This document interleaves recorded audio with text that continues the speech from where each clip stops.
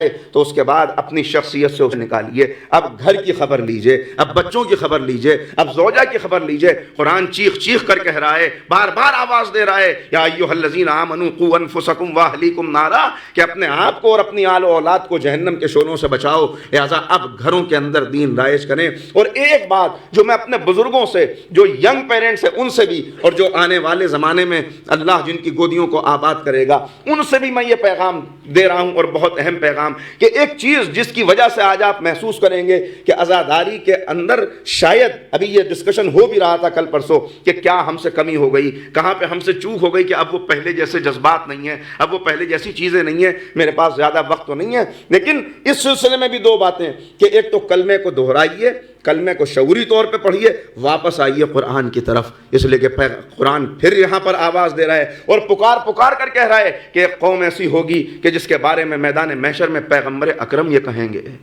پیغمبر اگر کسی کے بارے میں کہیں جن سے ہماری امیدیں وابستہ ہیں, ہمارے عمل کیا ہیں اگر شفاعت رسول نہ ہو, ہماری نمازیں کیا ہیں اگر ان کی شفاعت نہ ہو, کیا کوئی ہے جو یہ دعویٰ کر لے کہ میں اپنی نمازوں اور اپنی عبادتوں کی بنا پہ جنت میں داخل ہو سکتا ہوں؟ نہیں, یہ تو ان کی شفاعت ہے. لیکن شفاعت کرنے والا اگر شکایت کرنے لگے, قرآن, یہ کوئی حدیث نہیں, کوئی روایت نہیں ہے, بلکہ قرآن آواز دے رہا ہے کہ پیغمبر کہیں گے, یا رب اے میرے اللہ, انا قوم اتخذوا ھذا القرآن مہجورا, یہ وہ قوم ہے کہ جس نے میرے قرآن کو چھوڑ دیا, انہوں نے قرآن کو پس پشت ڈال دیا. قرآن تک واپس آئیے,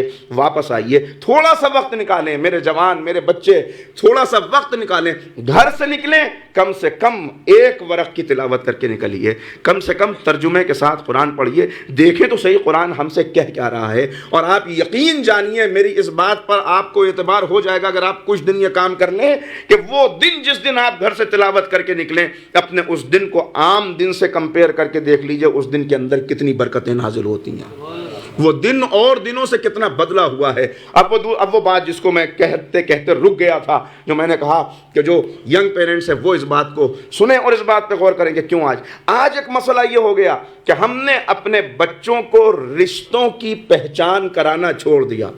میری اس بات پہ بہت غور کیجئے گا, بڑی توجہ کیجئے گا, یہ بہت اہم بات ہے. اگر میرے پاس وقت ہوتا تو میں بہت زور دے کے اسے بیان کرتا, لیکن آہستہ آواز میں بھی اگر کوئی بات پہنچ جائے اور دل میں اتر جائے تو کافی ہے. یہ دعا کرتا ہوں کہ میرا یہ پیغام پہنچ جائے. رشتوں کی پہچان, ذرا غور کریں اس کے اوپر کہ جسے اپنے بھائی سے کا حق ہی معلوم نہیں ہے, اسے کیسے پتا چلے گا کہ عباس کی قربانی کی قیمت کیا ہے؟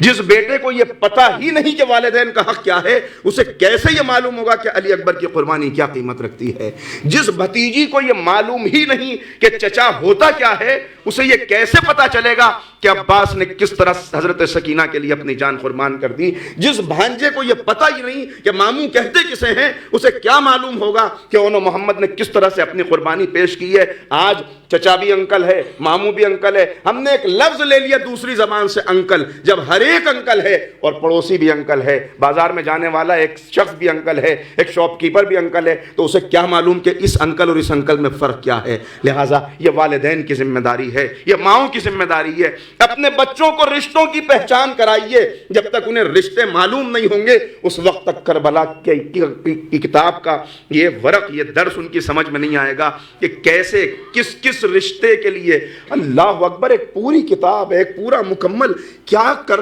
دیا حسین نے. عقلیں حیران ہیں, زمانہ کروٹیں بدل رہا ہے, لوگ سوچ رہے ہیں کیسے ہو سکتا ہے, یہ کیسے کر لیا گیا. اب یہ قربانی میں کہوں گا نہیں ہو سکتا, اب نہیں ہو سکتا, اس لیے کہ کربلا میں تمہیں ایک حسین نظر آ رہا ہے, لیکن یزیدیوں سے پوچھو, یزیدیوں سے